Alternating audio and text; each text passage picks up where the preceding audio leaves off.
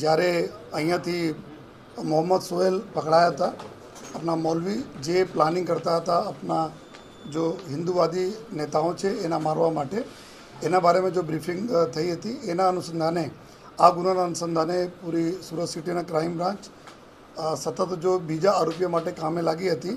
આમાં ટોટલ આપણાના ત્યાર સુધી કુલ 3 આરોપીઓ પકડાયા છે, જેમાં એક અહીંયા કઠોર ગામના રહેવાસી સુરતના મોહમ્મદ સોહેલ છે. બીજા આપણા મુઝફ્ફરપુર બિહારના આરોપી છે મોહમ્મદ અલી ઉર્ફે શહેનાજ મોહમ્મદ સાબિર, જેના આશરે ઉંમર 25 વર્ષના છે. અને આ જ વ્યક્તિ હતા જો શહેનાજના નેપાલ આપણા આઈડી ઉપરથી જો લોકોના ધમકી આપવાના કામ કરતા હતા. અને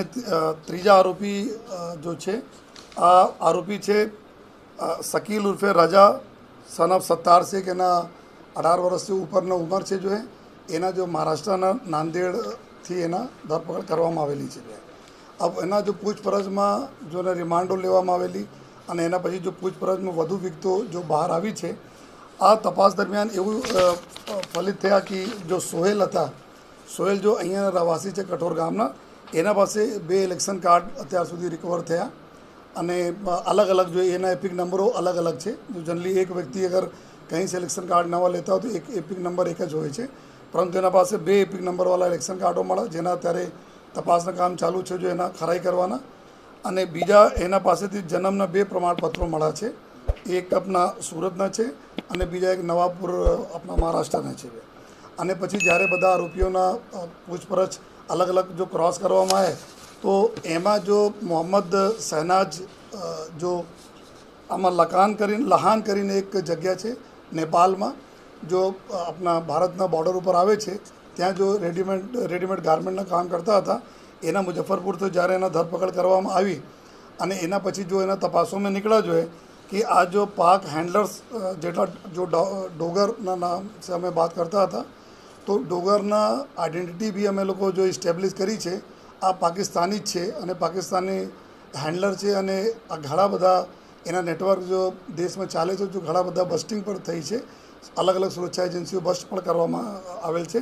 તો ડોગર સાથે જો સતત જો આ કોન્ટેક્ટમાં રહે અને ઉશ્કેરે જો બીજાને ઉશ્કેરે કે હિન્દુવાદી નેતાઓને મારવા માટે, એના તપાસ દરમિયાન એવું નીકળ્યા કે એને જ જો મોબાઈલ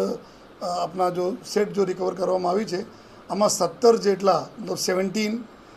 એના વર્ચ્યુઅલ નંબરનો ઉપયોગ કરીને અલગ અલગ જગ્યા આ ધમકી આપતા હતા. અને એના માટે જો 42 મતલબ 42 જેટલા ઈમેલ આઈડી આ પોતે ઉપયોગ કરે છે જો જેના અત્યારે જો અમારે એફએસએલની મદદથી રિટ્રીવ કરવાના ચાલુ છે કે એના કઈ ઈમેલ આઈડીનો શું ઉપયોગ કરા જોઈએ. તો 42 જેટલા ઈમેલ આઈડી અને 17 જેટલા વર્ચ્યુઅલ નંબરથી આ અલગ અલગ ગ્રુપો સાથે મળીને અલગ અલગ લોકોના દેશમાં જો ધમકાવના કામ કરતા હતા, જેના અત્યારે આ તપાસ ચાલુ છે જો. અને સાથોસાથ જ્યારે આ બધાના પૂછપરછ અને બીજા લિંક કરતાં જો ત્રીજા આરોપી જો શકીલ ઉર્ફે રજા સન ઓફ સત્તાર શેખ जो महाराष्ट्र के नांदेड़માંથી પકડાયા જો જિલ્લામાંથી, તો એના તાત્કાલિક આપણા મોબાઈલ ફોન તોડી નાખ્યા હતા જો રિટ્રીવ પણ કરવામાં આવેલા, જો એના અમુક પાર્ટોમાં રિટ્રીવ થયા અને બાકી રિકવરી અને આગળના જો ફેસલના મદદથી બીજા કામગીરી ચાલુ છે. તો એના પાસે જો નંબર વાપરતા હતા આ +92 એટલે કે પાકિસ્તાનના નંબરથી વર્ચ્યુઅલ નંબર યુઝ કરતા હતા, એનાથી ધમકી આપવાના કામ કરતા હતા. અને આ જ નંબર જો આ જો ડોગર કરીને છે પાકિસ્તાનના હેન્ડલર, આ જ એના એક્ટિવેટ કરીને એના આપેલા હતા. અને સાથોસાથ જો આ શકીલ ઉર્ફે રજા છે, આ અલગ અલગ જો પાકિસ્તાનના અલગ અલગ હેન્ડલર, એના સિવાય ડોગર સિવાય એક સરફરાજ ડોગર તો મેન, એના પછી